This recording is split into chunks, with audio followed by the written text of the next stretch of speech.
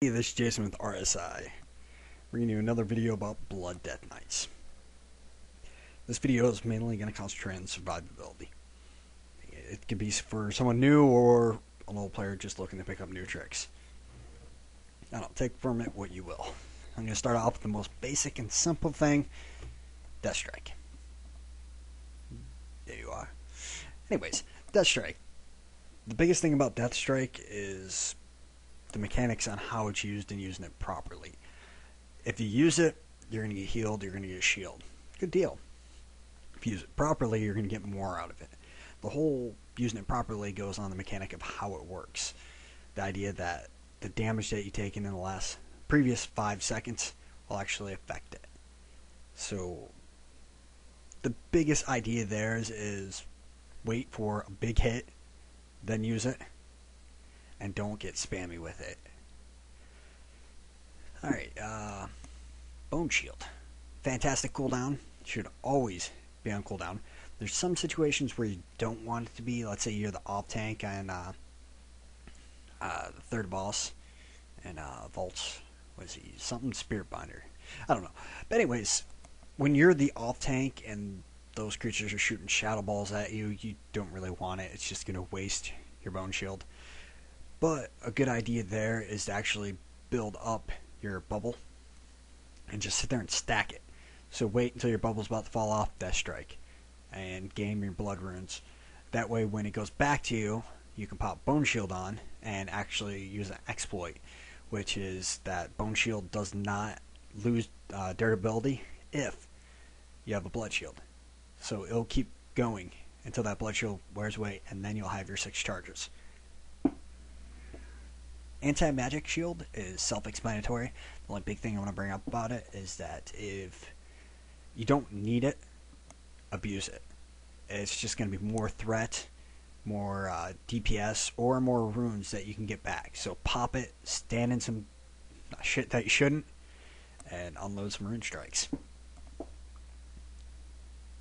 Alright, Vampiric Blood.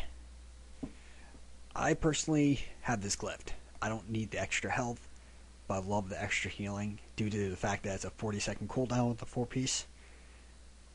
No, with the 2-piece. Sorry. I keep this rolling pretty much all the time.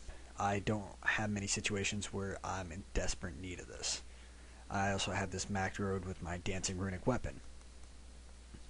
Not for any particular reason, just because it's convenient, to be honest with you. I have Tell Me When that actually shows me cooldowns on both of them, so I know when to press the button. Dancing Runic Weapon, fantastic. I mean, you can glyph it, get more threat, or you can just pop it just for survivability, because it gives you, I think it's 20% more parry. Let's find out. Yes, 20% more parry. On top of that, if you don't need it, once again, it's a good DPS gain.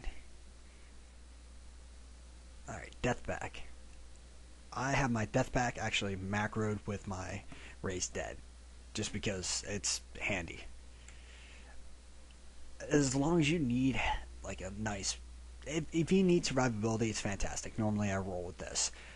There's very few fights where I'll actually start to use that Scythen. That Scythen, the only time I use it is for DPS gain. At a certain attack power level, it'll actually annihilate Heart Strike and Death Strike and damage. Conversion, I really have not found a good use for it as tank. I know it's got to have some uses, and I know they're buffing it coming up soon. So, yeah, it might have some uses, or you might have some uses for it. Personally, I normally stick with Death Pack. It's nice to have that hard heal on demand, 2-minute cooldown. Fantastic. Icebound Fortitude, self-explanatory really. If you know you're going to take a big hit, or it's a oh shit situation, fantastic. Thing I want to bring up though is you can actually glyph it to make it so it's a really short cooldown. So if there's a fight you're having a hard time surviving, a damage that's going to continuously happen throughout the whole fight, you can glyph it, but you have to plan it better, because you're going to have 50% less time with it. Alright, moving on. Rune Tap. Rune Tap's a fantastic ability. If you have any survivability issues, use it. If you're in survival mode where you're gaming your blood runes, make it so you can do more Death Strikes, you can actually use this instead of Heart Strike to get rid of that one blood rune, to put it on a cooldown. If you're an engineer, I recommend Healing Potion Injector. The main reason I recommend this over Nitro Boots is because I died from Nitro Boots in a 5-man. I'm talking about I was actually decently geared and I died from that. So for that reason, I picked this. And why not have a decent heal that every other time that you pop Rune Tap, it's going to hit, and your Rune Tap's going to hit pretty hard. Alright, Lichborne. Lichborne is fantastic. The big thing to make it a lot easier is this macro.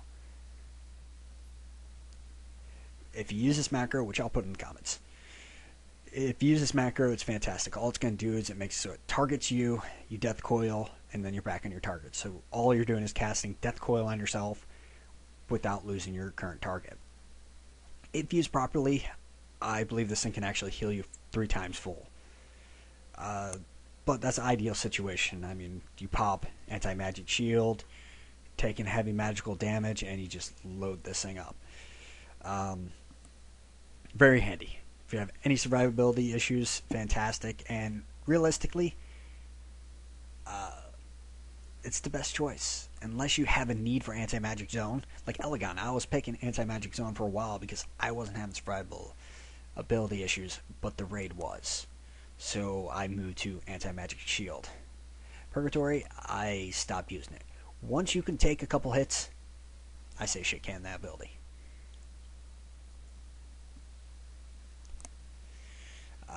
Empower Rune Weapon can be a DPS cooldown, but I mean, it's not like a gigantic, huge one.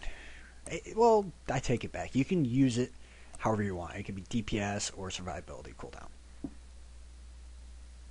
It pretty much just means you use more of your current abilities. Army of the Dead. Army of the Dead is a pretty good one. You can use its survivability. Pretty much it takes your parry and your dodge, puts them together, and uses that as a straight up damage reduction.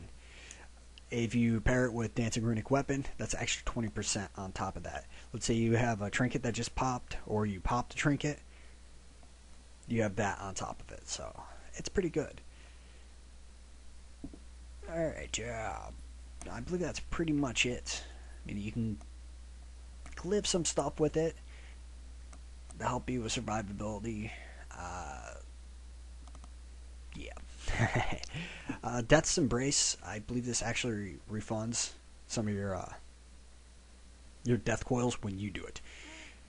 I'm not 100% sure on it, but I just glyphed it because what else is there in miners, you know? Miners are pretty much crap right now. Anyways, a little bit of survivability for you there. I'll go into more detail about some survivability. Well, just gaming runes in general. I'll go over the 3 ways you can actually game your runes, because I discovered that there's the 3rd way now. Even with runic empowerment. Anyways, later gamers.